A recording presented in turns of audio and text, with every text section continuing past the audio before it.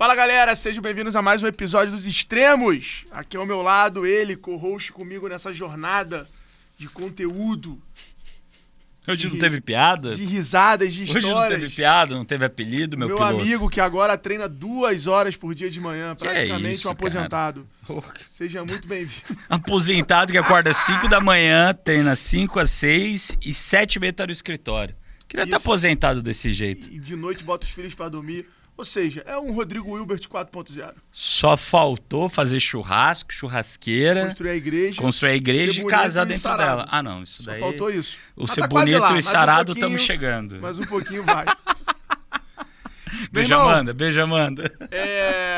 Temos um patrocinador especial, super especial aqui no Extremos nessa temporada, né?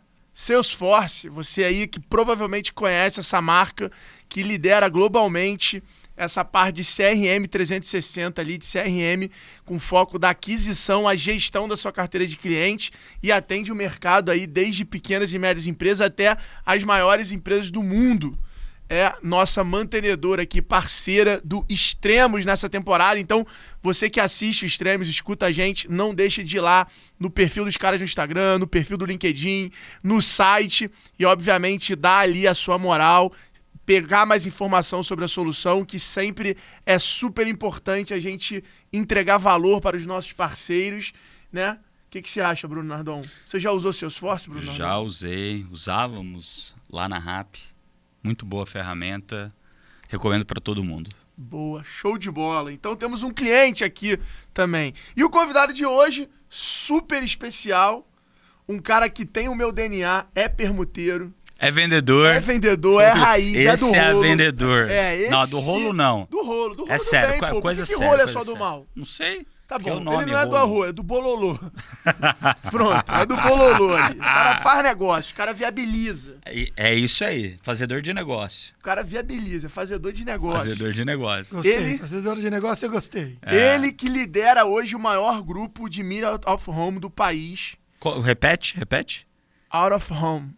Media Out of Home. Fora de casa. Out of home. Fora de casa, não é a TV. É a mídia que fica exposta na rua. Explica de novo. No aeroporto. Câmera, que ficou a mídia, o gesto. Vou fazer de novo, hein? Isso, Você tá fora de prestando atenção. casa. A mídia que fica fora de casa. Você tá acostumado a sentar, ver TV, aquela mídia que tá lá, não é essa.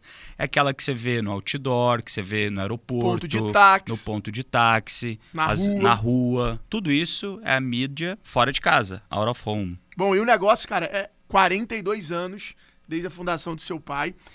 Segunda geração da família no negócio, ele e o irmão dele hoje estão liderando esse crescimento que de 17 para 2022 foram mais de 6 vezes de crescimento. Esse é aquele exemplo de sucessão familiar bem sucedido, cara.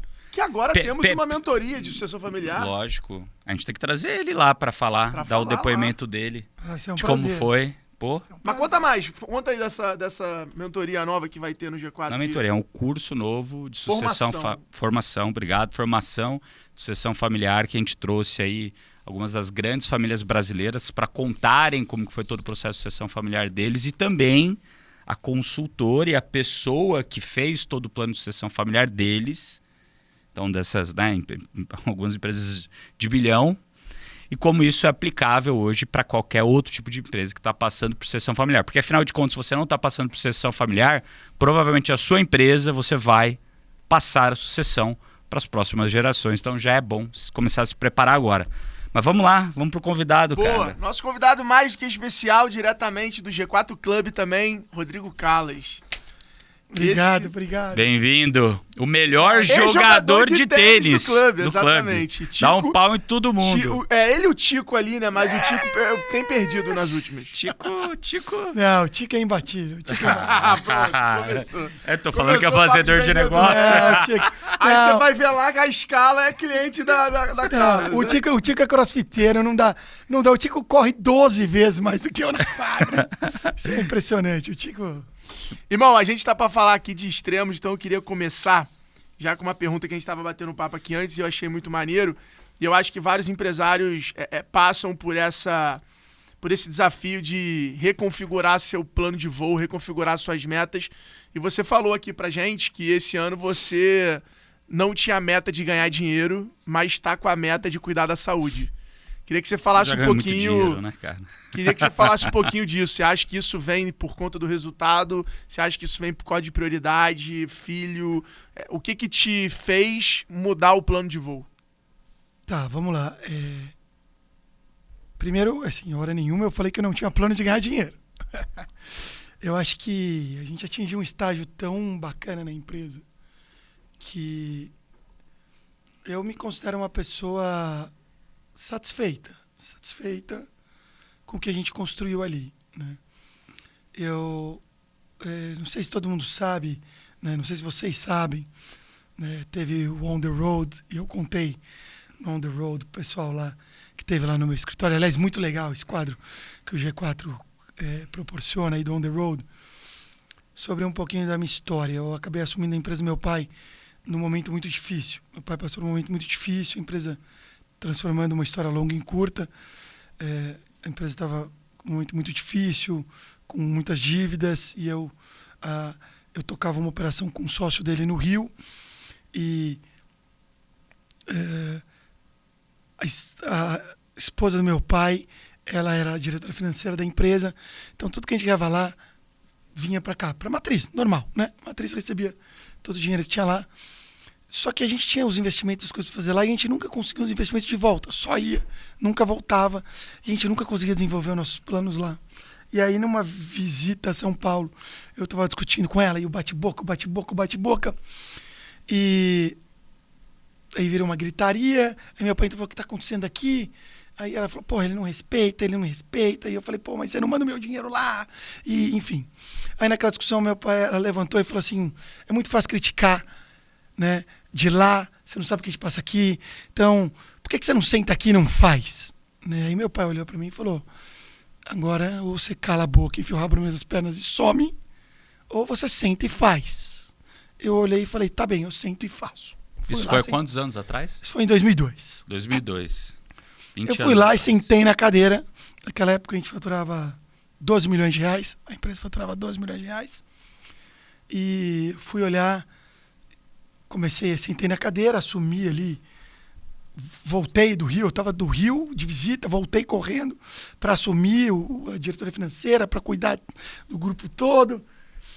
E aí eu fui descobrir, a gente tinha uma dívida de praticamente 7 milhões de reais. A gente pagava quase 400 mil reais de dívida. De juros da dívida. Juros de banco.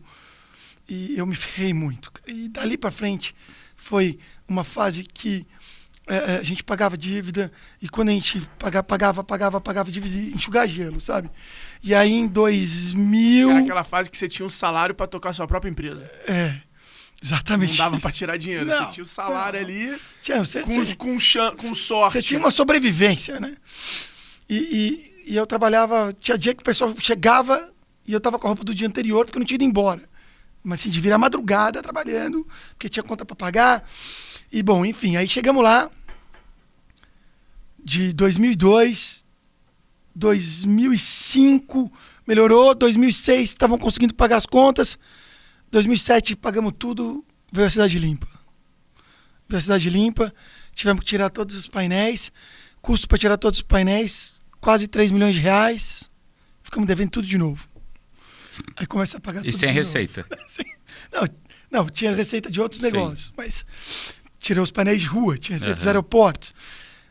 E aí você começa a recuperar em 2010, e aí vem o apagão e as quedas das telecoms, das .coms. Perdemos os principais contratos, pega empréstimo tudo de novo. Então eu tive uns 4, 5 vezes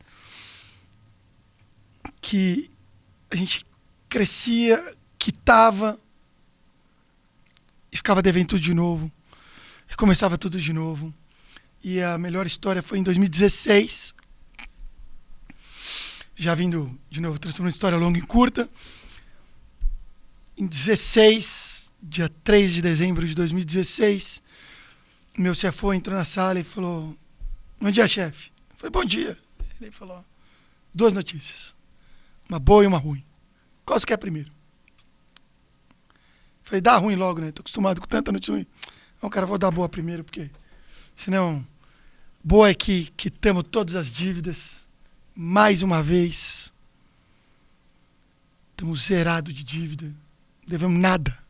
2016, hein? Esse é outro dia. Calas cheia de dívida, zeramos a dívida. Falei, tá bom. Excelente notícia. Qual é a 12 anos pra pagar. Não? Porque pagava e voltava, pagava.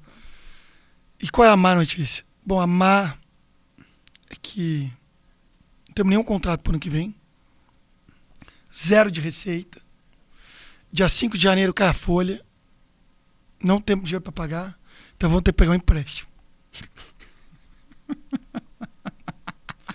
Eu já tinha quitado as dívidas 4 vezes, Nardon. Aí eu falei, não. Não. Falou, como não? Eu falei, não. Simplesmente não. Ele falou, qual é a solução? Eu falei, a solução chama aqui a menina do RH. Faz uma carta, manda todo mundo embora. Eu fecho essa porra. Não, como assim? Eu falei, assim. Faz uma carta, manda todo mundo embora. Vamos encerrar a atividade. Ele olhou pra mim e falou, você só tá brincando, né? Eu falei, não, tô falando sério, não quero mais. Não quero mais, eu cansei. Não vou mais, vamos fechar. Escreveu uma carta, mandamos pra todo mundo. Demitimos todo mundo. E eu fui pra casa. Com a empresa fechada, decidida. Pelo menos não íamos captar novas grandes dívidas. E eu tinha a missão de descansar no final de semana e pensar como é que eu ia contar pro meu pai. Cada dívida dessa era quanto que vocês tomavam? 5 milhões? Não, a primeira que eu peguei foi 7, depois 4, depois 3, 5. Então você deve ter pago uns 25 milhões de dívida ao todo. Pensa num pagador bom. Não, e uma coisa acho que a galera, algumas pessoas entendem, outras não. Quando você precisa de dinheiro, é caro esse dinheiro. É caro. O banco, ele te olha e fala assim, você tá morrendo? Pisa no seu pescoço. A corda é um pouquinho mais fina. Não. E eu tinha 22 anos, quando eu peguei 23 anos, assim, não tinha as habilidades, não tinha os canais, não tinha o relacionamento pra ir buscar, cara, foi tudo muito sofrido, muito sofrido. Então eu já não aguentava mais esse negócio de paga dívida, paga dívida. Eu nunca trabalhei com dinheiro na minha vida. Até então, né? E aí... Daí você foi no fim de semana pra pensar o que você ia falar pro teu pai. Como é que eu ia contar pro meu pai que eu ia fechar a empresa, até porque eu tinha virado CEO da empresa naquele ano. 2016 era o primeiro grande ano, deu como CEO da empresa. E aí, sábado jogando War, tava com a turma de amigos jogando War, de repente eu vi que tava todo mundo brigando ali pela Europa e o resto... Ninguém, tudo largado. E aí eu vi tudo largado. E aí eu fiz uma analogia, falei, cara, é isso que tá acontecendo. Tô brigando pelas concessões com a Eletromídia, com a Decon em São Paulo. E eu não vou ganhar dos caras nunca. Eles são gigantes. Tá igual isso aqui. Será que alguém tá olhando pro resto do Brasil? Eu levantei no meu jogo do hora e abri um Atlas. Que naquela época eu peguei um Atlas, eu tinha lá na gaveta. E vi e falei, cara, eu vou para outras cidades. Acho que eu vou para outras cidades, acho que é um bom negócio. Na mesma hora eu liguei pro Ricardo Dutra, que era CEO do UOL, que é um grande amigo. Falei, cara, você pode almoçar comigo amanhã? Ele falou, Carlos, não posso. Eu falei, não. Nós vamos almoçar amanhã. Você precisa almoçar comigo amanhã. Tá bom. Se é assim, seu desejo é uma ordem. Grande amigo, né? Eu tava desesperado, foi almoçar comigo.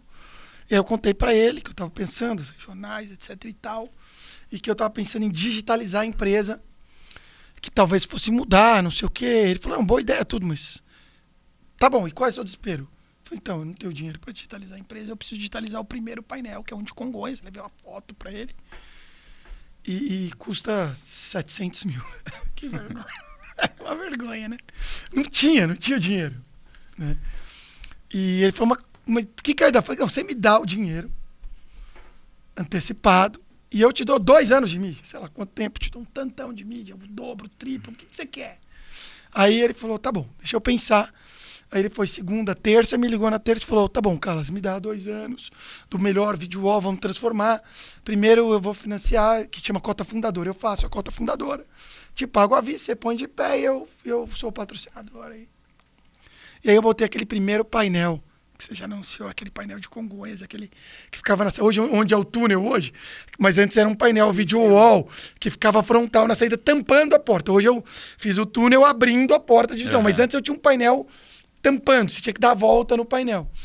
E aí eu fiz aquele primeiro painel com dinheiro que eu não tinha, financiado por um CEO amigo, com uma puta entrega. Fiz o primeiro painel. Ali você aprendeu a transformar a mídia em dinheiro. Ali Você viu que você poderia ter outro tipo de financiamento, que era o financiamento do seu cliente. Eu já sabia que era possível, porque eu ouvia outras empresas falarem. De novo, eu não tinha alcance, relacionamento, eu tinha alguns, né? Mas eu pensei num produto que dava para transformar. Foi a primeira grande transformação que eu consegui realizar e tirar do papel. E aí, bom, com o projeto transformado, botei a pastinha debaixo do braço e falei, vou vender. Dia 27 de dezembro eu tinha 17 milhões de reais vendidos para o ano seguinte. E aí eu fui lá no pessoal e falei, pessoal, e aí? Como é que nós estamos plano? Meu RH, o pessoal falei, e aí, como é que estamos plano aí de janeiro? Não sei o quê. Que plano? Não, porque precisamos ver a entrada do ano aqui, não sei o quê. Não, mas você demitiu todo mundo. Eu? Eu não. Não, mas você mandou uma carta, tava brincando. Não, vocês levaram a sério? Não, era brincadeira. Não, mas nós demitimos. Não, era brincadeira, cancela. Aí manda a carta para todo mundo, dizendo que não era mais. Né? Que não era mais. Que a gente não tinha mais, não estava mais demitidos. 200, eram 140, 150 funcionários, né? Que estava todo mundo readmitido, que não ia precisar suspender. E entramos. E naquela época, quando eu assumi, eu falei pro meu pai, que a gente tinha... Peguei a empresa faturando 15 milhões, por isso que eu comecei a história toda. A nossa grande meta era faturar 50 milhões. Esse era o desafio da minha vida. Né? Por quê? Era uma empresa que faturava 12 milhões, 24, 48. Puta, se eu quadruplicasse a empresa, nas minhas contas eu ia faturar uma baba, era suficiente, isso é isso que eu sonhava para mim. E aí, eu tinha chegado até então num faturamento de 30 e nunca passava de 30. Então 50 era o desafio da história. E aí neste ano de 17, com esse painel digital e mais 2 que eu implantei ao longo do ano, nós fizemos 57 milhões. Do caralho. E aí nós batemos a meta.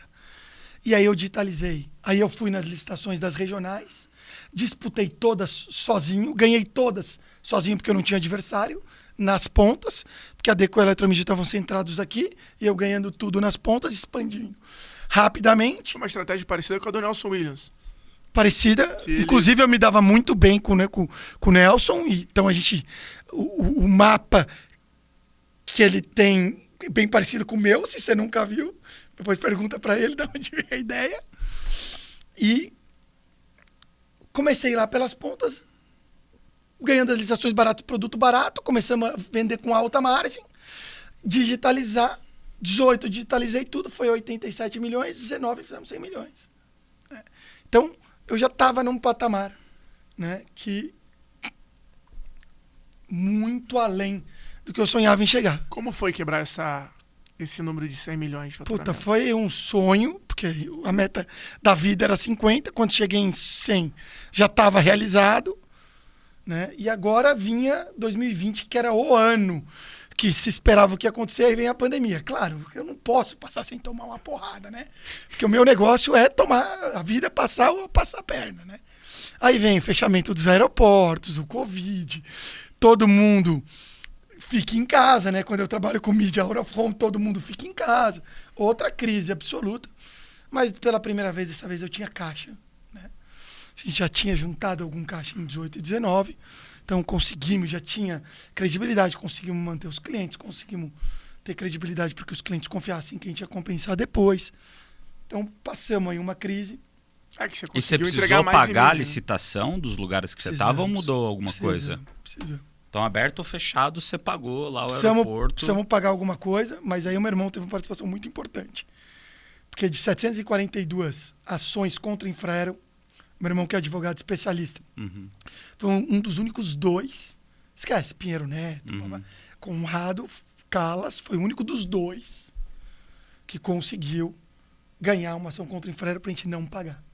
Então a gente pagou só o variável sobre o que a gente tinha mantido. Perfeito. Fixo a gente conseguiu suspender, enquanto todo mundo se ferrando, tendo que pagar, a gente conseguiu manter. Então a gente passou voando esse período. Em 20 a gente ainda teve lucro, em 21 a gente empatou, mas não tomamos prejuízo. E a nossa receita caiu para 60 milhões. Então não perdemos tanto. Mas quando voltou para 22, nós estouramos. Como esperava estourar em 20. Então, por que eu conto a história toda? Para dizer que nesse período todo eu consegui organizar a casa e contratar bons profissionais, e ter uma casa organizada e chegar a ser a terceira empresa do mercado. Então, sim, eu pretendo ter lucro esse ano, mas eu tô com um time que vai conseguir fazer isso, independente de eu ter que me matar como eu me matei em todos esses outros anos, sem dormir, etc e tal. E eu acho que tá numa hora de eu buscar alguma coisa mais importante, além de um crescimento desenfreado. Afinal, eu já tô 3 vezes além do que eu sonhei para minha vida. Então agora, com família, filhos, né? Tenho 2 filhas lindas. Não adianta minha filha olhar e falar: pai, você tá gordo. Pai, você vai ter um treco. Né? E eu tendo consequências, né? Do peso, né? Sabe? Você se sente mal. Enfim, aí eu resolvi que esse ano é um ano que vou dar foco na saúde. Não vou abandonar meu trabalho, porque eu não preciso. Hoje a gente consegue trabalhar de qualquer lugar. Né? Só para ter uma noção, né? E quando a gente chegou aqui antes de começar a gravação, eu falei: nossa, tá magro, hein? Você emagreceu quanto aí do período do seu auge para agora? Eu já perdi 12, tô 12 abaixo. Cara, mas ainda vou perder mais 10. É claro. Mas vou perder mais 10 fácil ainda. E quando a gente fala hoje de Calas, né? Você falou que vocês são a terceira maior empresa do setor out of home. Então, você tem a Eletromídia, que inclusive fizeram um anúncio agora recente, né? Anúncio incrível, venderam 15% para Globo. Para Globo, sensacional, um puta bom sinal para o mercado. Sensacional. A segunda é a... Uma tendência, né? É a JC Decaux. JC Decaux, que é uma francesa, e depois vem vocês. Hoje no mercado nacional, sim. E quando você pensa em... como você... Assim, você está falando aqui de tamanho de receita, né? Mas além disso, o que você tem, quando eu falo talvez de placements que você consegue colocar? Por exemplo, você está lá no aeroporto, você tem quantos painéis no aeroporto? Então, eu acho hoje você tem alguma métrica de painéis, de telas que você tem? Como é que isso funciona no mercado de vocês, que eu tenho pouco conhecimento?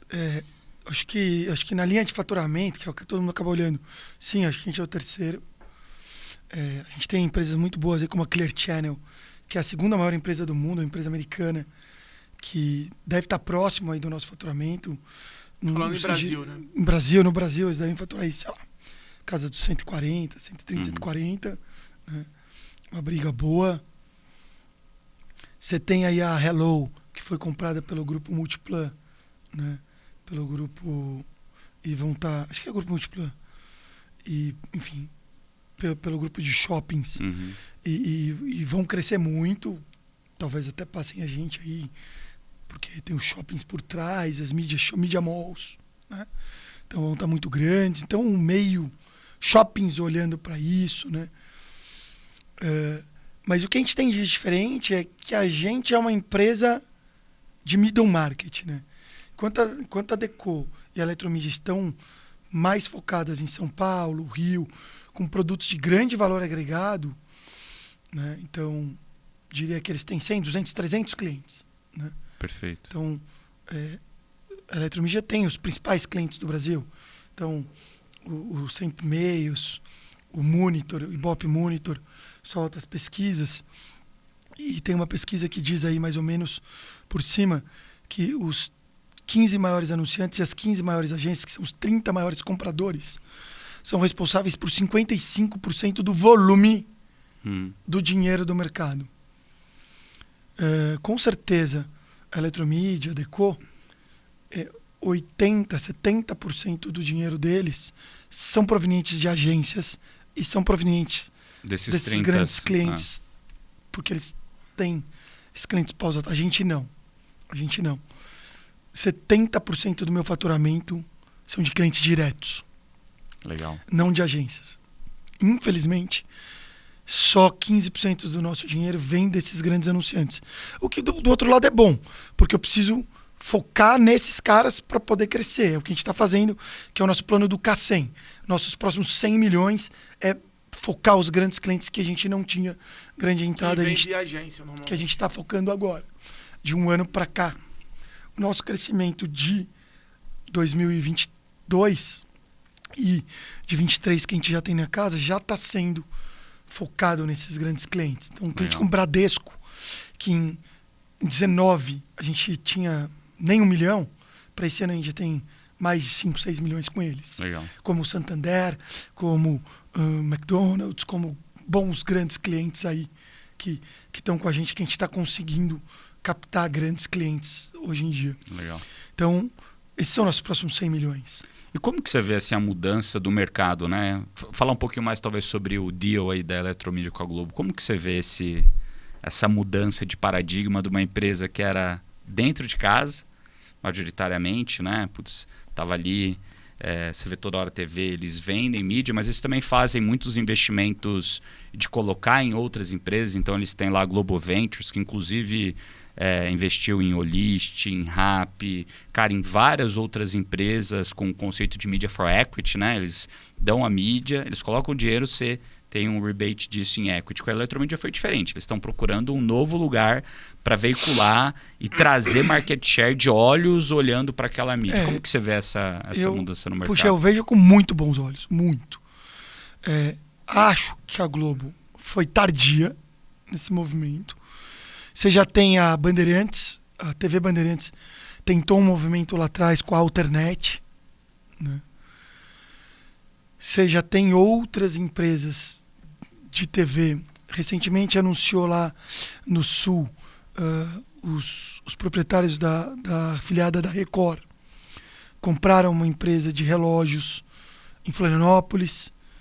O pessoal da TV Bahia, que é a Globo da Bahia, é sócio de uma empresa de outdoor. Legal. E de mobiliário urbano na Bahia. E assim em muitos lugares, né? Então já tinham outros movimentos nesse sentido no Brasil. A Globo mesmo que nunca tinha feito esse movimento. E acho que esse é o golpe fatal que faltava, porque é uma assunção, é uma admissão de que eles estavam perdendo share. Assim, a TV vem perdendo share claramente, ano após ano. E para onde o share está indo? O share está indo para a internet. E como a internet não existe no meio real, a internet está aqui com a gente no meio digital, né? Quando a gente está, como nesse momento, que nós estamos sem o celular na mão, quando a gente está num restaurante sem fazer aquelas pilhas de celular para ninguém se distrair, a gente poder conviver um com os outros, naquele momento as empresas digitais não existem. Então, as empresas digitais investem muito no out of home para que elas se façam presente no mundo real. Pra você ter uma ideia, 40% do nosso faturamento, isso é um dado estatístico, tá? Não só da Calas, mas do mercado. 40% do dinheiro do out of home é proveniente das empresas digitais, das empresas de internet. Então, a internet cresce e elas investem no out of home, então o out of home cresce e a internet crescendo ajuda o out of home a crescer mais ainda.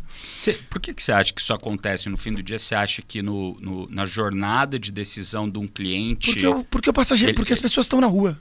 Porque ele está no topo ali, ele está no momento que ele está tranquilo, e se você mostra aquela mídia, putz, é uma mídia no fim do dia que você empurra no cliente, né? Que nem muitas vezes era o papel da TV lá atrás, que você ficava sentado olhando a TV, você está tranquilo, aí você fica incomodado. Opa, talvez eu precise daquele Compara a vida dos seus avós com as nossas. Seus avós saíam do trabalho e faziam o quê? Quer dizer, o seu avô, o seu bisavô saía do trabalho e ia para casa. Porque a sua avó já estava em casa. Ele morava no sítio, então acho que não... Mas eu entendi, os nossos avós como todos, sim. Então, porque a avó não trabalhava, né? As mulheres ficavam em casa. E os avós saíam e iam para casa. Hoje, você tem restaurantes, boliche, entretenimento, show. Você tem 1000 coisas, coquetéis, eventos, palestras. Quantas coisas tem pra gente fazer na rua à noite? Que horas a gente malha? Malhar antes não era tão importante. Hoje a gente malha, você mesmo falou no começo do podcast, acordo às 5, às 6, antes você acordava às 8 para ir trabalhar, né? Então, hoje a jornada das pessoas começa às 5 da manhã, saindo para a rua. E você chega em casa 10, 11, meia-noite às vezes. A jornada na rua é muito maior, você frequenta muito mais lugares. Antes você ia talvez na fábrica ou no escritório e pronto. Agora não, você sai, você vai no mercado, você vai no almoço, você vai no restaurante, você vai em encontros. Então você anda na rua, você voa de avião. Nosso amigo aqui que é do Rio, vem de avião, volta de avião, pega um trem, né? Em todos os lugares da rua você está em contato com o out of home, né? E é uma mídia que ninguém desliga, ninguém vira página. Então você, querendo ou não, você tromba com ela, você tem que ver. Então, o Out of Home... Acho que tem só 2 pontos, né? Tem muita questão de onde o cliente tá e onde a atenção dele tá. E eu vejo isso pelo aeroporto. Tipo, a mídia, quando você sai do aeroporto, do voo, que é até um painel impresso da TIM, que eu não sei nem de quem você claramente tá olhando pro celular naquele momento. Então, assim, você vê a TIM, mas é muito difícil tu saber o que tava naquele painel. Você viu que era azul, que era TIM e tal. Ou seja, funcionou, impactou de certa forma aquela galera, acho que deu check em alguma parte ali da jornada de awareness e tal, mas a atenção do cara não tá ali. Ele, deixa eu parar para consumir esse conteúdo. O que já é muito diferente, por exemplo, da mídia de ponto de ônibus, que o cara tá ali parado esperando o ônibus. Então, se tiver algum tema interessante, o cara no mínimo vai ler o QR Code e tal, não sei o que lá. Que eu acho que é o grande concorrente dessa mídia, né? No mundo onde tudo tem que ser mensurado, onde tudo tem que ser performance, como é que vocês tangibilizam isso para as marcas ou não? Ou é uma aposta da marca no intangível mesmo? Não, vamos chegar lá, mas ainda na Globo. Então, com o Out of Home crescendo e estando na realidade e sendo digitalizado, porque você falou da TIM porque ela é estática, mas quando é no túnel, que é digital, é diferente, tudo. A pessoa para porque chama atenção, porque aquela luz incomoda ela, porque tem um QR Code para ele ler ali. Então, o digital muda tudo, até porque o painel digital tem um edge tracker dentro medindo, tem uma televisão, uma câmera que está medindo a sua reação, também tem, né, tudo dentro da LGPD, mas você tem as contramensurações cada vez mais, já vou falar mais sobre isso. Mas com as digitalizações, acho que a Globo, como as TVs, perceberam que a rua está virando uma televisão a céu aberto. Primeiro, as pessoas que estavam em casa não estão mais. Então, antes a TV estava em casa, as pessoas estavam em casa no sofá assistindo. Agora as pessoas estão na rua. E as TVs estão na rua, no ponto de ônibus, no assento do avião, na espera do avião, no trem, no ônibus, em todos os lugares que você está. Então, ela vai tentar recuperar o share que ela perdeu lá na rua. Isso é ótimo. A Globo é a Globo, poderoso canal de comunicação do Brasil. Não só de comunicação, né? Distribuição, de tudo, de conteúdo. Não vamos ser negacionistas aqui. Então, e de captação de recurso financeiro, de patrocínio, incrível. Você viu, caiu Americanas, teve o problema que teve, caiu a cota no Big Brother. Eles não levaram 12 horas para repor a cota de milhões, né? Então, 100 é isso milhões. aí. 100 milhões. 109 milhões. 109 milhões. Levaram nem 12 horas. Então, essa potência agora vai trazer recurso para o Out of Home. É mais recurso. E ela vai orientar outros investidores a investirem. Não tem jeito, né? Você tá com um negócio de um tamanho, quando você vê o teu concorrente fazendo um anúncio ali, você, é isso aí. Porra, vou marcar ele ali do lado, então vai puxar. E aí a gente olha o quê? No final do dia. Porque o Out of Home sempre foi uma mídia ou de muito destemidos, empresas pequenas que partem para aquilo ali com uma estratégia, com uma coisa, e empresas muito grandes. Mas você pega... Cara, desde que eu comecei a voar, eu já veio pra cacete. Em qualquer cidade que eu poso, cara, tem empresa grande fazendo Out of Home. Tem, mas bizarro. Mas hoje, por exemplo, nos aeroportos, o índice de empresas pequenas fazendo escola, restaurante, bar... Não, nas cidades de interior é gigante. Muito.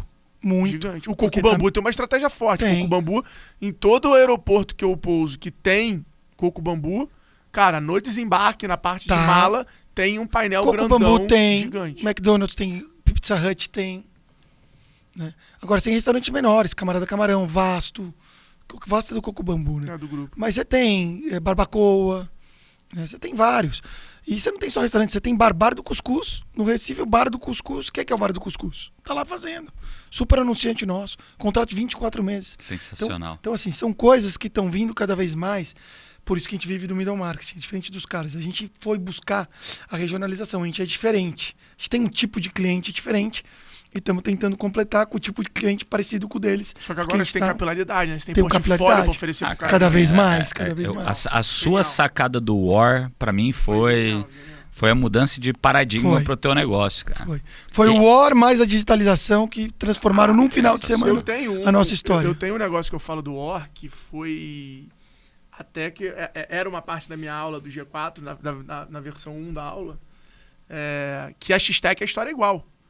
X-Tech eu, comecei ali no Rio de Janeiro, vendi a loja ali no Rio de Janeiro, então a gente, os 200 primeiros clientes foram empresas de moda do Rio de Janeiro, que eu, conhecia uma, que indicava para outra, a gente ia na Feira Hype, na Zona Sul, eu ia nas feiras, eu ia nos shoppings, então os primeiros 200 clientes, que foram as lojas que eu montei, foi no Rio de Janeiro. Quando a gente resolveu sair do Rio de Janeiro, a gente fez anúncio no Google. Aí começou a vir cliente de São Paulo, aí o cliente de São Paulo queria marcar reunião. Aí eu já era foda, porque eu tava no Rio. Ia valer a pena vir pra cá. E aí a gente começou a ver que alguns clientes maiores começaram a chamar. E aí eu comecei a vir pra cá, pra São Paulo. Na época até contratei a minha prima pra meio que me ajudar, prospectar cliente daqui, apresentar a empresa e tal. E ir nessas reuniões pra gente ver qual ia ser. E aí eu percebi que, no Rio os caras pagam 1.500 por uma loja. Em São Paulo a galera tá disposta a pagar 4 conto, 5 conto. São Paulo é bom. Vou pra São Paulo, comecei a vir pra cá, só que aconteceu? O cara queria pagar 5 conto, mas o nível de exigência do cara era gigante. O cara já falava assim, olha, eu tenho 5 conto teu, 20 da Vetex, não sei o quê.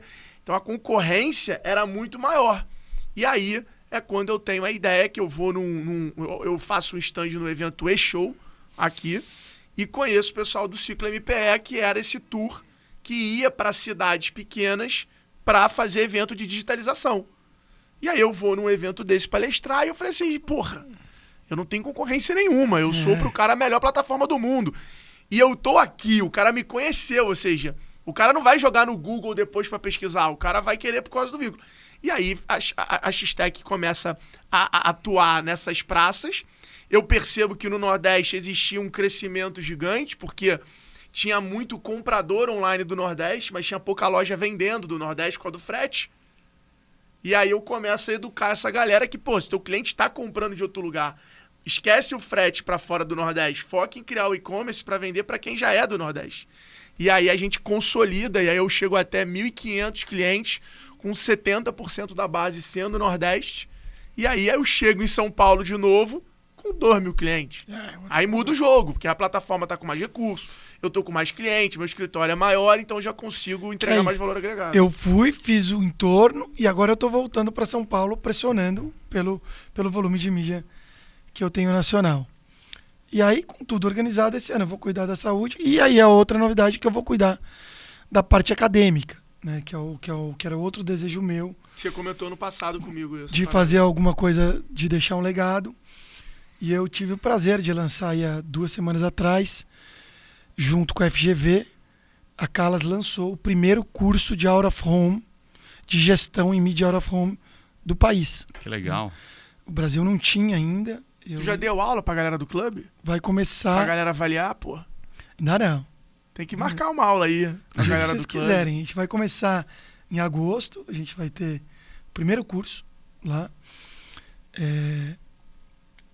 A gente conseguiu identificar que as faculdades não tinham, não falavam sobre marketing, mas não falavam sobre Out of Home.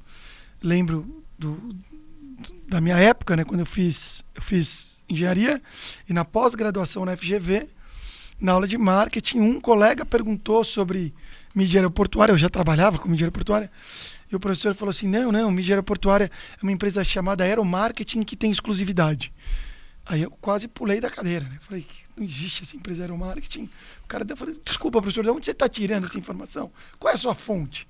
Eu fiquei revoltado e nunca esqueci isso, né? E aí eu tenho muito estagiário, muita gente que trabalha, e eu sei que mudou muito pouco de carga. E aí eu fui me informar, o curso fala 40 minutos de Out of Home, curso de graduação, e 1h30. É uma ferramenta só, né? E aí eu fui conversar e falei, não, vamos fazer um curso de gestão de Out of Home específico, e vamos aumentar as grades. Consegui aumentar as grades nos cursos, o MBA online da FGV vão ter quase 14 horas de mídia Out of Home. Que legal. E aí todo o conteúdo foi fornecido Power by Calas, né? Então com entrevista, com visita, com mesa redonda, com curso todo bem estruturado, e vai ao ar o primeiro curso. E em maio eu lanço junto com o professor Elson lá no Rio de Janeiro um primeiro livro, um livro que chama Marketing do Clássico ao Digital, né? Caminhos do Sucesso. Estou lançando um livro em conjunto. Falar marketing fora de casa. Não. É marketing do clássico ao digital. A gente conta a história dele vindo do clássico até essa história dele chegando no digital hoje. A gente coloca o caminho de sucesso. É um livro bem de marketing que a gente aborda os cases de out of home, todo. E o livro vai estar podendo ser usado no curso. Então, para mim é bem legal. Lançando um curso, agregando cultura e informação junto da FGV, a fundação aí mais renomada nesse nível, junto com o lançamento de um livro, que é uma coisa que eu sempre quis fazer, né? Então, assim, você que já lançou o seu, sabe como isso é uma jornada legal, né? Então, a gente super encaixa na sua estratégia de crescer teu mercado, consolidar. Isso. Então, esse é o meu ano de 23, está dedicado à saúde, o lado acadêmico, e orientando meu time que vai tocar a manutenção da empresa no nível que está, se Deus quiser e tudo der certo. Legal. Quando o Alfredo puxou aqui uma pergunta para você, eu queria voltar nela, que eu acho que acabou indo para um outro lugar. Tá certo. Como que você falou que ali na mídia aeroportuária, ali naquela saída do aeroporto de Congonhas, que vocês têm aquele túnel, né? Um dos que vocês têm, você falou que você tem um tipo de medição ali. Como é que é essa medição? O que tem? Como é que você mede? O que você traz? O que você devolve também para o anunciante? E eu agrego a tua pergunta o seguinte: o cara que está ouvindo a gente, que estava em cima do muro, se vale a pena ou não fazer out of home, por que ele deve fazer? Como ele deve medir? É por pessoas que passam, por pessoas que comentaram, que viram. A gente já fez muita mídia aqui no G4, e eu lembro de uma que o resultado estava ruim, e o Nardon falou assim, cara, vamos olhar quantas pessoas estão falando disso. E era bizarro, uma galera tinha mandado mensagem pra gente, ou seja, algum impacto teve. Não dá pra botar na caixinha de canal de venda, mas... Uma vez eu perguntei para um amigo meu, que estava na plateia, sabe, um amigo, eu falei, cara, esse é o meu maior desafio, né? Porque assim, é o maior desafio do out of home. Quando a gente compara o out of home com a mídia digital, os acadêmicos do marketing, né, os CMOs que estão sentados, eles encontram mais facilidade de justificar um investimento na mídia digital, porque eles conseguem calcular uma palavrinha de 3 letras chamada ROI, retorno sobre investimento. Investi tanto, retornou tanto. Bom, a despeito sobre a real validade desses números de ROI, porque primeiro era número de views, depois era número de likes, né, e não sei o que lá, e depois descobrimos que esses coisas que funcionam por trás do programa, como que chama? As programações que funcionam não são tão bem redondas assim, já foram criticados, algoritmos, né? Então, enfim. Mas, bem ou mal, a mídia digital ela tem uma medição. Ora, vamos, não tem. Tem medição? Não, ainda não tem. O que a gente tem conseguido é agregar cada vez mais informações. Então, há 5 anos atrás, a gente não tinha nenhuma informação. Nenhuma. Hoje a gente já tem. Então, eu consigo, por exemplo, mapa de calor. Então, eu consigo ter câmeras que eu consigo medir fluxos, pessoas. Hoje eu consigo ter aparelhos que se chama Edge Tracker, que eu consigo rastrear por Bluetooth ou não, ou chip do celular. Então, eu consigo avaliar quantos celulares passaram por ali, quais eram os celulares, que companhia que é. Né? Então, eu não sei que o Nardon passou, mas eu sei que o chip do Nardon passou. Qual que é a sua companhia de celular? Vivo. E que um chip da Vivo passou. Eu consigo saber. Você não sabe o número, você sabe que um chip da Vivo. Eu sei que aquele chip da Vivo. Tá, perfeito. Eu consigo saber que aquele chip da Vivo passou ali. Legal. Tá? E aí, através de um convênio com a Vivo, eu consigo saber o seu perfil. Perfeito. Agregado, é um perfil agregado. Perfil agregado. É isso. Não vai falar que é o Bruno Nardon número não vou saber tal. Nunca. Mas você vai falar um homem de tantos a tantos anos. Você usa aplicativo no seu celular. Perfeito. Então, se você abaixa aplicativo de investimento, porque você é um cara de investidor. Perfeito. Se você abaixa aplicativo de gravidez, você provavelmente é uma mulher grávida. Senão você não baixaria. Perfeito. Você abaixa joguinho de criança, ou você tem filho pequeno, Se é de 8 a 10 anos, é porque você está jogando porque você é uma criança. Perfeito. Se é de criancinha, é porque você é um pai que tem criança pequena. Legal. Então, eles têm o profile do seu chip, de todos os seus aplicativos, de todas as suas utilizações, quanto cada um usa. Então, a gente tem um profile. Então, eu consigo saber, se você passou rápido ou devagar. Ou eu consigo saber se você ficou parado na frente do meu painel quanto tempo. Então, eu consigo desenhar na perfeição um mapa de calor. Eu sei quais são meus painéis que tem mais fluxo e os que tem menos fluxo. Os que o cara fica mais tempo, os caras que ficam menos tempo. Eu apresento um mapa de calor perfeito, se eu quiser. Legal, cara. Já temos tecnologia para isso. E tem muito sobre call to action também, né? Sobre, tipo, o que a empresa quer fazer naquele painel. Eu já vi painel que o cara não bota nada e ele quer só marcar a marca para quem tá ali. Na hora que a gente tem um painel que tem um mapa de calor muito alto, eu posso falar pro cara, esse painel tem um mapa de calor alto, você não quer fazer um call to action? Podemos colocar, é digital. Quem disse que o painel tem que ser estático? As minhas tecnologias, cada vez mais, podem ser touch. O cara pode ter uma câmera com interatividade, o cara se mexe na frente, interage com o painel. A gente pode criar peças especiais, né, que interagem. Pode ter um QR Code, pode ter uma interação, pode ter um 0800. Perfeito. Então, a gente consegue calcular alguma coisa de fluxo, de tipo de pessoa, de retorno, de público, de perfil, que ajuda você a direcionar a sua verba. Então, em vez de você investir não sei quantos milhões no Jornal Nacional, que você vai dar um tiro de canhão para não sei quantas milhões de pessoas que assistem, você pode investir verbas menores, exatamente onde você sabe que está seu público. A gente consegue te dizer, no painel do aeroporto, o público é tal, que é investidor, que usa perfil, que usa o aplicativo tal, de tal e tal. Aqui o cara não é. Aqui lá no ponto de ônibus, o cara usa recarga de celular. É isso. Né? O cara tá lá no metrô, que é baixa renda, no metrô, o cara vai colocar. Não vai colocar roaming international, o cara vai colocar recarga de celular, entendeu? Perfeito. Que é para celular pré-pago. Perfeito. Né? Então ele consegue direcionar a verba dele para onde está o usuário e fazer melhor uso. Perfeito. Então isso a gente consegue mensurar, de certa forma, o direcionamento correto da verba. E uma coisa que eu ia falar até, né, quando a gente compara, qualquer pessoa que faz marketing digital ou que faz marketing online, o nível de dados que você tem lá é muito diferente do que qualquer tipo de outra mídia. Você vai fazer uma mídia na rádio, na TV, out of home, é um outro momento de jornada do cliente, né? Quando você pensa nos momentos da jornada do cliente, você tem ali o topo do funil, o meio do funil e o fundo do funil. O topo do funil, tipicamente, o cliente está tranquilo, ele vê aquela propaganda e dele começa talvez a ficar incomodado. Talvez eu preciso daquela solução. O teu sucesso é o interesse. Isso, exato. É o interesse. Opa, peguei a atenção dele para criar interesse.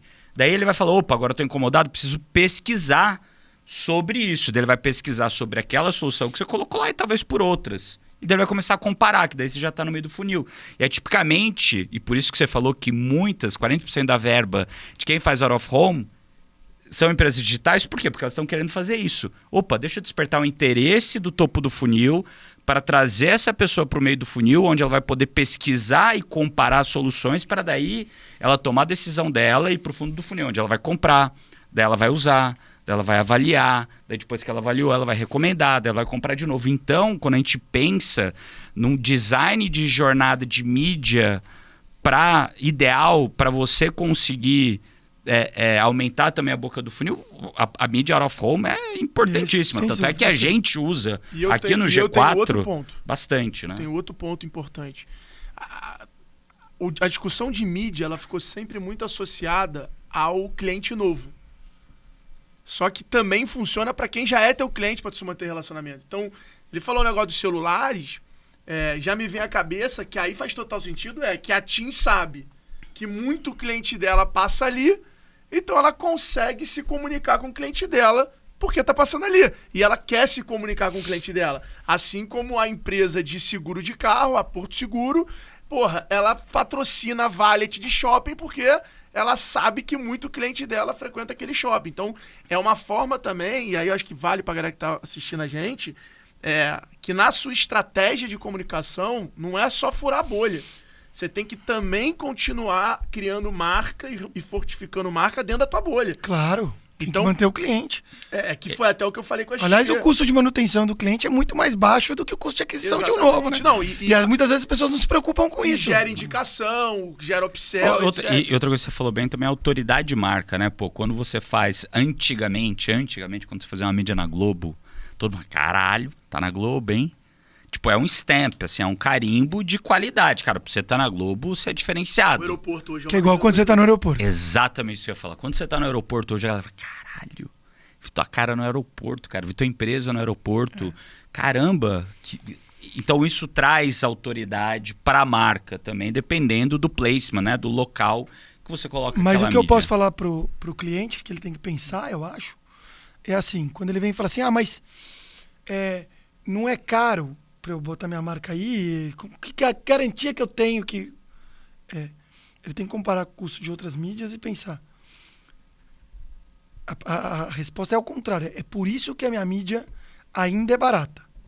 Porque o dia que eu conseguir garantir o retorno, aí eu vou cobrar 5 vezes mais. É isso aí. Porque aí eu consigo garantir o retorno. Não, Hoje eu vendo brand awareness. Eu vendo memória, eu vendo lembrança, né? Por exemplo, Piracanjuba, que foi uma marca quando lançou, se posicionou totalmente no out of home. Cara, eu que cozinho, que adoro cozinhar, que é meu hobby total. Cara, eu sempre fiz as compras de casa e quando eu fiz essa campanha, eu fui no mercado ali no São Martinho do lado de casa e falei, cara, já chegou esse leite novo aí, o Piracanjuba? Tem? Que eu queria experimentar? O cara falou, tem, tá na prateleira. Tava no meio da prateleira, super bem posicionado. Falei, nossa, cara, desde quando tá aqui? Ele falou, desde que abriu o mercado. Desde que abrimos aqui. Você nunca tinha percebido. Aí eu falei, não, claro que não. Eu faço compra aqui desde 10 anos que tá aqui. Eu falei, não, mas esse leite é novo. Ele falou, não, é o 4º maior produtor de leite do Brasil. Esse leite está aqui desde sempre. E eu sempre comprei leite, sempre vi, mas nunca tinha enxergado. Porque não era importante para mim. Simplesmente eu passava ali, aquilo, né, não tinha awareness, nenhum awareness. Eu não ia comprar leite para minha filha de uma marca desconhecida que eu não lembro, não confio. Fosse o desconto que fosse. Perfeito. Você vai comprar um leite para sua filha que você não conhece? Para que isso? Essa economia boba. Né? Então, não via, não enxerguei. E depois que você conhece, você confia. Né? Então, você tem que ter brand awareness. Você tem que ter... Talvez não venda naquele momento. Eu não vou garantir a venda. Mas eu garanto que na hora que o cara precisar, ele vai lembrar de você. Né? Então, é uma mídia que vai ficar no brand awareness sempre. E a hora que eu conseguir garantir a venda e mensurar, aí nós vamos mudar de patamar de preço, é certeza. E tem outro ponto, né? Você provavelmente hoje já vende para algum tipo de produto. Não é para todo tipo de produto. É muito simples. A gente viu na televisão, tem produto que tá há 20 anos. Eu me lembro desde eu moleque, aquelas câmerazinhas 8:1. Porra, até hoje, quando tu liga lá nos canais daqueles programas de tarde, meu irmão, os caras estão anunciando a porra da câmerazinha e vendendo no telefone. E liga agora, 0,800, que é o que a gente viu depois virava infoproduto na internet. Tem site hoje de e-commerce que só vende panela, que o cara vende 2 milhões por mês de panela. E tem site que tem panela e o cara não consegue vender panela. Então, assim, eu acho que tem mídia, e eu vi isso muito lá no Flamengo. Quando o Flamengo percebeu que ele podia gerar muito usuário pro banco, ele ficou sócio do banco dele. Ele viu que, cara, é barato demais cobrar 25 milhões, 30 milhões para botar uma marca de banco na minha camisa e gerar 1 milhão de usuários pro BS2. Eu vou fazer o meu... Porra, vou ser sócio aqui. Aqui tem mais dinheiro para eu capturar. Então, é começar a criar a precificação, e aí eu acho que isso hoje já acontece por isso. Porra, eu sei que o cara vende, vai ser mais caro, irmão. É o Google. O Google, ele sabe que ele vende desentupidor. Ele sabe que o cara que procura lá por desentupidora tá na merda. Literalmente, precisa da solução. É R$92 o clique, pô, porque ele sabe que ele entrega o lead pra desentupidora muito qualificado e quente. Ele não vai cobrar a mesma coisa pra criar um site. Porque tem um cara que tá procurando conteúdo, tem um cara que quer fazer sozinho, tem um cara que é curioso. Então ele vai fazendo leilão, ele vai ajustando, ele vai vendo. Então, assim, acho que esse também é o futuro da mídia. Quanto mais canal de venda, mais competitivo, mais caro vai ser. Acho que é isso. E aí é onde entra as empresas criando os seus próprios canais. Que é o que a gente já vê aí esse comportamento acontecendo da empresa conseguir entender. Então, marketing de conteúdo, engenharia de marketing. Quantas empresas hoje não criam aplicativos? para poder exatamente aquilo ali virar um asset dela conseguir adquirir cliente mais barato. Né? Então a gente já vê esse movimento acontecendo em relação a esse canal. Muito bom.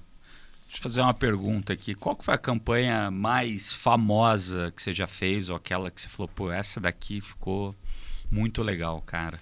Desses todos os anos aí trabalhando com isso. Essa pergunta é difícil e comprometedora, hein? Porque senão o cliente vai falar, pô, e é minha? Essa pergunta é comprometedora. Mas fala umas 2 ou 3 aí que foram icônicas. Mas eu vou te falar assim, eu acho que Ou de interação também, que você fez algo em especial. Então, eu vou falar assim, eu vou no PagSeguro junto com o Dutra, porque o Dutra foi o cara que me apoiou, mas não porque ele me apoiou, mas porque do mesmo jeito que ele acreditou e me apoiou, ele acreditou em tudo. Na mídia digital, no modelo, em como tinha que fazer. Então, eu acabei assessorando ele no formato de campanha integral. Eu falei para ele, cara, vamos criar uma maquininha. Sabe a maquininha? Maquininha moderninha. Vamos fazer uma maquininha gigante. Em Congonhas. Criar um mockup e meter uma maquininha pendurada na parede em Congonhas. Ele, como assim? Eu vou... Não, mas... Eu falei, eu crio eu mando fazer um mockup e botamos uma TV no meio e penduramos lá. Tá bom. Então ele topou as ideias, as diferenciações. Então ele comprou a minha campanha, que fui eu que dei a ideia, ele comprou a ideia, foi e nós implantamos. Acho que essa foi as campanhas mais geniais. Não só essa, porque teve a primeira moderninha, depois tem a moderninha X, teve depois da moderninha foi a outra, que teve um outro nome, que foi a segunda moderninha, que tem um nome diferente. E nós fizemos várias, né? E sempre deu certo. E aí depois os adesivos de parede e os perforates, então sempre que tinha que fazer uma coisa diferente. Porque o que eu tento falar para os clientes é assim, vamos fazer um negócio diferente. Porque as minhas concessões nos aeroportos, eu sou o concessionário master da comunicação. Ninguém disse que tem que fazer painel na parede. Você pode fazer o que você quiser. A gente pode inventar, botar um mockup, botar uma garrafa de vinho no meio, pode fazer o vinho caindo, pode fazer uma degustação, né? A gente apresentou outro dia para Nutella, para ele colocar um pote de Nutella que abrisse coisa que o cara pudesse pegar e fazer a degustação ali na hora. Maravilhoso. Né? Nossa, então, Nutella, fecha lá, por favor. Não, então, você ia morar lá no... Né? Ia igual o Tom Hanks. Nós fizemos recentemente uma caixa com a Vivara que ficou fechada, depois de 10 dias a caixa fechada, a gente desembrulhou o presente, abriu, tinha um stand com uma joia dentro, fizemos recentemente com o Boticário, você puxava um negócio com perfume para sentir a fragrância. Então, eu queria que você falasse, aproveitasse que você está dando essas ideias, daquele case muito legal, da marca também usar a Mirror of Home. Perfeito, agora. Para poder criar conteúdo e escalar aquele acontecimento, aquele conteúdo, aquela experimentação no digital. Que eu acho que isso também é uma coisa muito legal. Né? Então, tipo, porra... Então, a gente fez uma campanha com Zap Móveis nas placas de esquina do Rio de Janeiro, que cada esquina, imagina o trabalho, cada esquina era uma mídia diferente com um QR Code diferente. Por quê? Eram 400 placas, tá, no Rio de Janeiro. Tá. Em vez, normalmente todo mundo faz a mesma mídia. Ele fez diferente, porque aquele QR Code estava num endereço. E aquele QR Code tinha os imóveis que estavam disponíveis para aluguel naquela rua. Sensacional. Que é na placa de esquina, não é? Então aquela placa de esquina que tem o nome de rua, dava os imóveis do endereço. Sensacional. Então aquele QR Code era o mesmo que estava linkado. E por aquele QR Code ele podia escanear na internet e poder ver os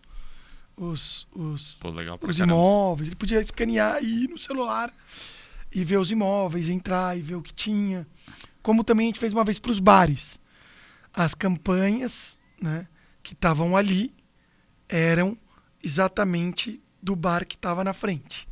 Então, o cara podia escanear o QR Code e usar o desconto no bar que estava na frente. Foi uma campanha grande que a gente fez, que a gente conseguiu linkar. Qual é o dia mais extremo da sua vida? Qual foi a situação mais extrema que você já viveu na sua vida?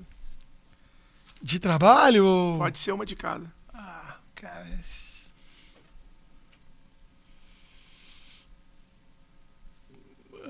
sei, cara. Eu me considero uma pessoa equilibrada, assim, né? Você não tem um dia que tenha me marcado tanto. O dia que eu recebi a notícia que eu ia ter que fechar foi uma decisão extrema. Eu falei, vamos mandar todo mundo embora e chega, né? No dia que o Dutra me falou, não, beleza, vamos investir nesse primeiro painel.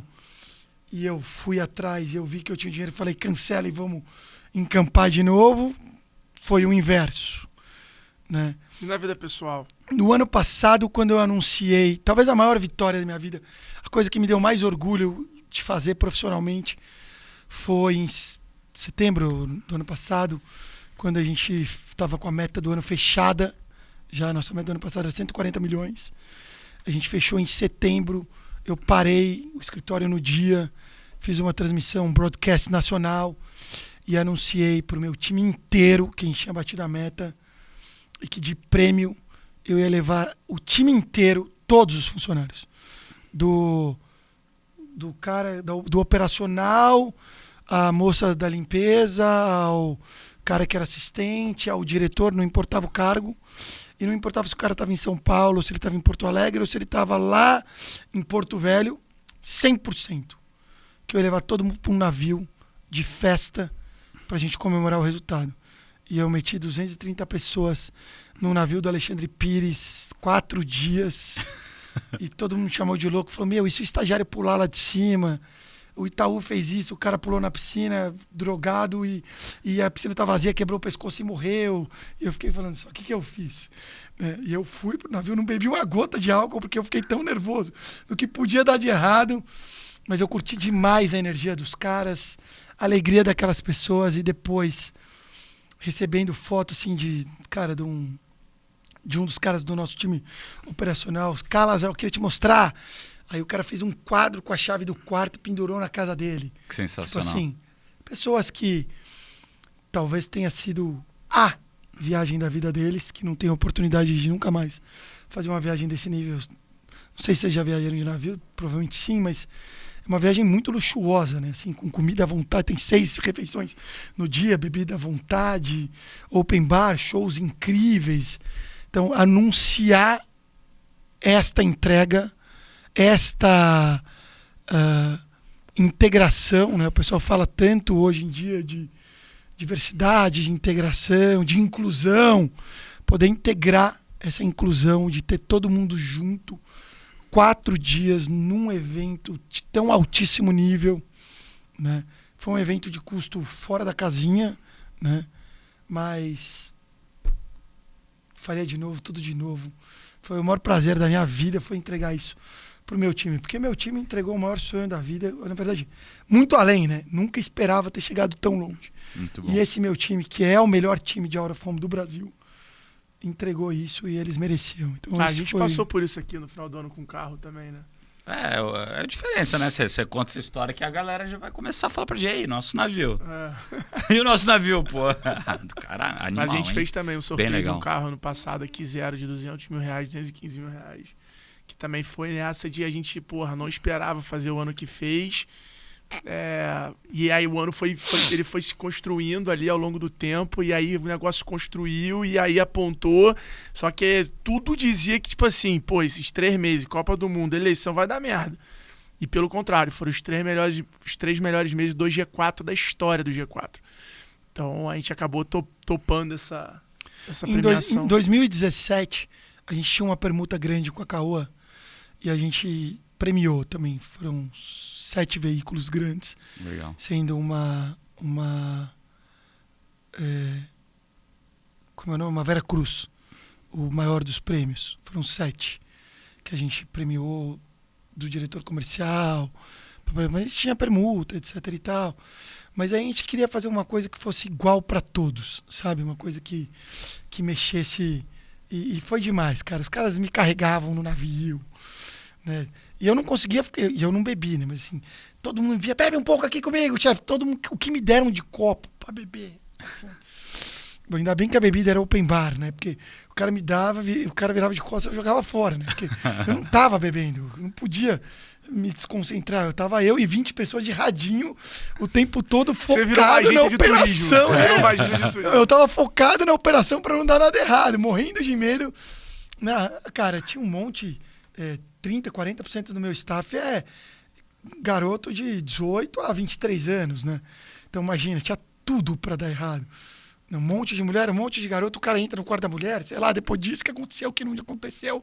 Então eu tava e não deu nada de errado, foi tudo perfeito. Ninguém nem bêbado ficou. Não tivemos um caso de um cara, aquele cara passou mal e vomitou. Não teve. Acho que o pessoal tava tanta energia boa, tanta alegria.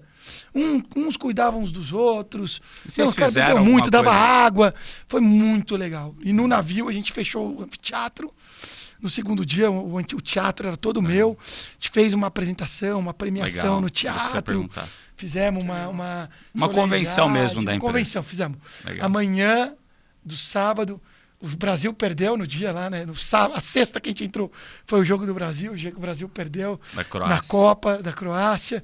Mas nem isso estragou a alegria da galera. Foi incrível, cara. Legal. Esse foi o momento mais marcante. E acho que de energia. Irmão, nossa pergunta de ouro aqui, a gente faz para todos os convidados. Se você tivesse um superpoder para acabar com um problema do mundo, qual problema você exterminaria aí? Qual problema você acabaria? Se eu tivesse um superpoder... É um superpoder para resolver qualquer coisa. O que você resolveria no mundo?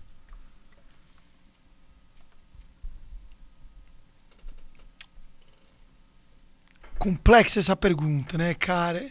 Eu acho que, assim, a resposta óbvia a essa pergunta, ela seria a fome. Eu acho que essa resposta seria óbvia, porque você vê pessoas passando fome, acho que não tem nada pior do que passar fome. Eu não sei se vocês tiveram a experiência, eu tive. Eu tive a experiência uma vez na minha vida. Eu fui numa viagem com um amigo, meu pai me deu um dinheiro para eu ir, e eu fui com um amigo que supostamente, garoto, com 13 anos de idade. 12, 13, sei lá, uma coisa assim. E supostamente quando você viaja com o pai de um amigo, né? O cara vai pagar tudo. E eu fui para ficar 8 dias e no terceiro dia, 3 restaurantes que foi, as contas dividiam, inclusive com a gente. E eu fiquei sem dinheiro. Naquela época não tinha celular, não tinha nada. Não tinha um cartão de crédito. Então eu contei o dinheiro que eu tinha e dava só para tomar um sorvete por dia na padaria da esquina.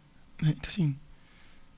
claro que isso não é passar fome, mas eu fiquei 8 dias na praia, eu tomei um sorvete por dia durante esses 8 dias.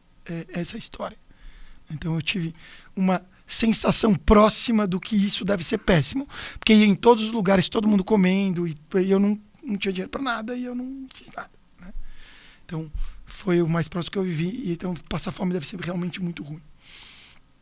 Mas eu acho que, como não existe uma solução mágica para nada, né? Apareceu a comida e amanhã ela vai desaparecer. A gente precisaria de uma solução mais contínua. Cara, eu acho que eu gostaria de resolver a ambição das pessoas, a ambição exacerbada. Porque eu acho que isso é o que destrói e corrompe os políticos, né? Que o cara já é rico, já tem tudo e o cara quer mais e mais, a ponto de roubar merenda escolar de criança que precisa comer, né? E isso que me dá nojo, né? Então, assim, se tivesse um jeito de,